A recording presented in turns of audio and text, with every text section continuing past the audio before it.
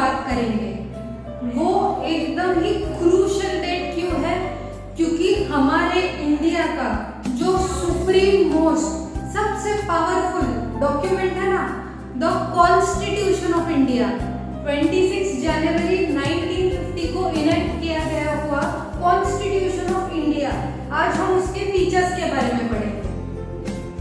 तो features of Indian constitution, सबसे पहले मैं ये एक बात बता दूं कि जब इंडियन कॉन्स्टिट्यूशन इनेक्ट हुआ था उसमें थे 395 आर्टिकल्स और 8 शेड्यूल्स।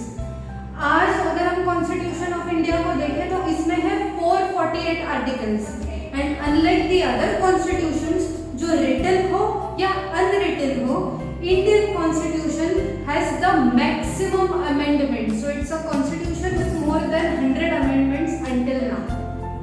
तो आज इस वीडियो में हम पढ़ेंगे फीचर्स ऑफ इंडियन कॉन्स्टिट्यूशन के बारे में। तो जानते हैं पहले फीचर के बारे में, ट्राई टू अवॉइड मिस्टेक्स, यानी कि ये एक इंडियन कॉन्स्टिट्यूशन का ऐसा फीचर है कि मान लो कि इंडियन कॉन्स्टिट्यूशन इनेक्ट होने से पहले इंडियन कॉन्स्टिट्यूशन की जो भी मेकर्स की कमेटी थी, उन मेकर्स ने इंडियन कॉन्स्टिट्यूशन को टाइम लेके ऐसे बनाया था कि सारे कॉन्स्टिट्यूशंस जो अलग अलग देशों के बाकी के कॉन्स्टिट्यूशंस है, उनके फ्रेमर्स और मेकर्स ने जितने भी मिस्टेक्स गलतियां की, ये सारी की सारी गलतियां इंडियन कॉन्स्टिट्यूशन के फ्रेमवर्क में ना आए और वो गलतियां अवॉइड हो। तो उसके लिए ये एक बहुत इंपॉर्टेंट फीचर बन जाता है इंडियन कॉन्स्टिट्यूशन का, because try to avoid mistakes as in the makers of the constitution have enacted the constitution in such a way that they have tried to avoid all the mistakes made by the other countries in their own respective constitutions. Second point पे आता है union और states.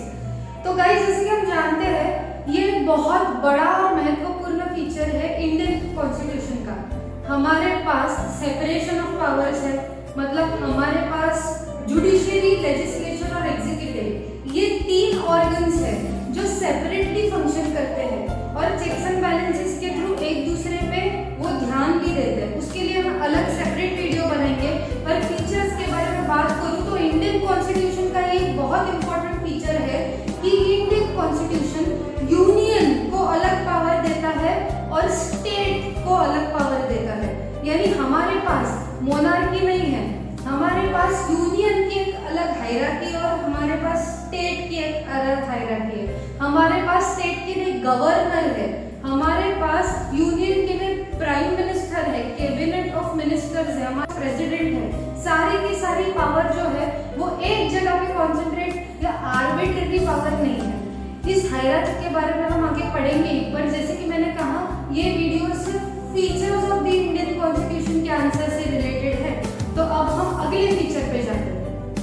By the way अगले feature पे जाने से मैं ये बता दूं पहले कि जैसे मैंने कहा हमारे पास सेपरेशन ऑफ पावर्स है, यानी हमारे पास जुडिशियरी जो है वो ऑर्गन कोर्ट और कोर्ट सिस्टम के बारे में डील करता है, लेजिस्लेचर जो है वो लॉज बनाता है और उसके बाद जो एग्जीक्यूटिव है वो उन लॉज को एग्जीक्यूट करता है।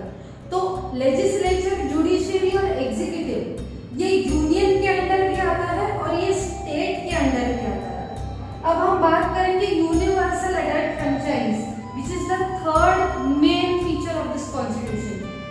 कई कंट्रीज में right to vote is a compulsion. अब मुझे रिसर्च करके कमेंट सेक्शन में आप बताएंगे कि क्या इंडिया में राइट टू वोट एक राइट है या एक कंपल्शन है, ये एक ड्यूटी है, ये क्या है। पर हम जानते हैं यूनिवर्सल एडल्ट फ्रेंचाइज के बारे में। यूनिवर्सल एडल्ट फ्रेंचाइजी का ये मतलब हुआ, जैसे मैं 18 साल की हो गई तो मैं ड्राइविंग सीख सकती हूँ, मैं मेरा खुद का DL ड्राइविंग लाइसेंस पा सकती हूँ। वैसे यूनिवर्सल एडल्ट फ्रेंचाइजी के अंदर मैं 18 साल की होने के बाद I can have the right to vote, I can vote. अब ये कंपल्शन है कि नहीं, ये आप मुझे बताएंगे कमेंट सेक्शन में। सेक्युलरिज्म, इंडियन कॉन्स्टिट्यूशन या मान लो भारत देश का सबसे बड़ा फीचर है सेक्युलरिज्म। आपको तो पता ही है यूनिटी इन डाइवर्सिटी। हमारे इंडिया में बहुत सारे ऐसे अलग अलग स्टेट्स हैं जो उनके पर्टिकुलर रिलीजन, उनकी पर्टिकुलर कल्चर, उनके पर्टिकुलर लैंग्वेज पे डिवाइडेड है। सेक्युलरिज्म आर्टिकल 28 में दिया हुआ है, रिफ्लेक्ट करता है बेसिकली। सेक्युलरिज्म का मतलब है कि the constitution doesn't say that we are a non religious, irreligious, anti religious state, but in our country we have the right to practise and profess any religion we want, और आपको वो आपका right है और उससे आपको कोई रोक नहीं सकता। इनफैक्ट वो आपका एक फंडामेंटल राइट है। फंडामेंटल राइट क्या है उसको देखने से पहले हम डीपीएसपी देखेंगे, जो और एक फीचर है हमारे कॉन्स्टिट्यूशन का। इसका फुल फॉर्म है directive principles of state policies. अब डायरेक्टिव स्टेट पॉलिसीज यानी मैं as a citizen of India मेरी क्या ड्यूटी है टुवर्ड्स द कंट्री। तो डीपीएसपी जो है वो ले डाउन करता है सिटीजन की ड्यूटीज क्या होती है अपने अपने देश को लेके, और अपने कॉन्स्टिट्यूशन ने इम्प्लिसिट एक्सप्लिसिटली वो सारी ड्यूटीज ले डाउन की है जो हमें ऑफ कोर्स फॉलो करनी। फंडामेंटल राइट्स की अगर मैं बात करूं तो फंडामेंटल राइट्स कॉन्स्टिट्यूशन के बारे में अगर हम बात करें तो कॉन्स्टिट्यूशन वो है जो राइट्स देता है, तो फंडामेंटल राइट्स नामक अलग चैप्टर डालने की क्या ही जरूरत थी। तो फंडामेंटल राइट्स जो है वो इसके लिए अलग है, क्योंकि फंडामेंटल राइट्स ऐसे राइट्स है जो स्टेट्स आपसे छीन नहीं सकता, और अगर कोई भी छीन रहा हो, वो एंटिटी जो स्टेट के डेफिनेशन में आती है, या तो स्टेट खुद वो छीन रहा हो, तो वो फंडामेंटल राइट्स एनफोर्स करने के लिए अगेंस्ट द स्टेट आप कोर्ट में अंडर आर्टिकल 226 हाई कोर्ट में और अंडर आर्टिकल 32 सुप्रीम कोर्ट में रिट पिटीशन फाइल कर सकते हैं। अब डीपीएसपी और फंडामेंटल राइट्स में डिफरेंस क्या है? फंडामेंटल राइट जैसे मैंने कहा हर enforceable in the court of law.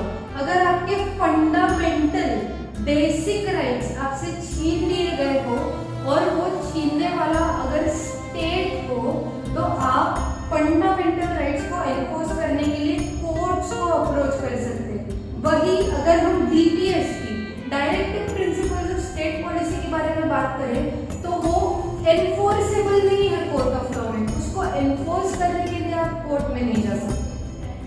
अब हम अगले फीचर पे आते हैं कॉन्स्टिट्यूशन के साथ में, जो है अबॉलिशन ऑफ कम्युनल राइट्स। उससे पहले हम जानेंगे कम्युनल राइट्स क्या होते हैं। अगर मैं एक particular so and so community को बिलोंग करती हूँ, तो मेरे कम्युनिटी को ये राइट दिया गया है टू कॉन्टेस्ट इलेक्शंस। ये जो राइट है उसको इंडियन कॉन्स्टिट्यूशन अबॉलिश करता है कि कम्युनिटी के बेस हम कम्युनल इलेक्टोरेट्स यानी कम्युनिटी के बेसिस पे हम इलेक्शंस नहीं करेंगे। उसके बाद नेक्स्ट फीचर पे आते हैं single citizenship. Single citizenship in India के पहले हम यूएसए का पोजीशन जान लेते हैं। अगर मैं यूएस में हूँ तो आज मैं ये कह सकती हूँ I am a citizen of New York, पर क्या मैं इंडिया में ये कह सकती हूँ I am a citizen of Maharashtra, I am a citizen of Gujarat? नहीं ना, because I am a citizen of India, I am an Indian. अलग से आर्टिकल्स बनाता है, अलग से रूल्स, अलग से लॉज रेगुलेशंस बनाता है। ये एक बहुत ही अलग फीचर है हमारे इंडियन कॉन्स्टिट्यूशन का। सिमिलरली कोर्ट्स का जो भी बर्डन है वो थोड़ा सा कम करने के लिए कॉन्स्टिट्यूशन में म्यूनिसिपैलिटीज बनाए गए हैं, अर्बन एरियाज में पंचायत बनाए गए हैं, रूरल एरियाज में। सिमिलरली कोऑपरेटिव सोसाइटीज को भी पावर दी गई है कि सारे अगर छोटे मोटे डिस्प्यूट्स आते हैं तो वो कोर्ट के पास अगर आते हैं तो कोर्ट बहुत ही ओवरबर्डन हो जाता है, तो उनको कम करने के लिए इनको पावर दी गई है जो एक्सक्लूसिवली हमारे कॉन्स्टिट्यूशन में मेंशन है। और जैसे कि हमने लास्ट पार्ट यानी 10th वाला पार्ट कहा सुप्रीम डॉक्यूमेंट, हमारा कॉन्स्टिट्यूशन जो है उसमें जितने भी आर्टिकल्स हैं वो सुप्रीम डॉक्यूमेंट है, और कोई भी लॉ जो इसके कॉन्स्टिट्यूशन के अगेंस्ट जाता है तो उस लॉ को वॉइड डिक्लेयर किया जाता है। इस स्टेटमेंट का रिफ्लेक्शन हम आर्टिकल 13 में भी देखते हैं, जो बात करता है प्री और पोस्ट कॉन्स्टिट्यूशन लॉज के बारे में। यानी कि कॉन्स्टिट्यूशन आने से पहले जितने भी ऐसे लॉज है जो कॉन्स्टिट्यूशन आने के बाद कॉन्स्टिट्यूशन के अगेंस्ट जा रहे हो, वो सारे प्री कॉन्स्टिट्यूशन लॉज हटा दिए जाएंगे, और कॉन्स्टिट्यूशन के आने के बाद पोस्ट कॉन्स्टिट्यूशन कोई भी ऐसा लॉ हो जो कॉन्स्टिट्यूशन के कोई भी आर्टिकल के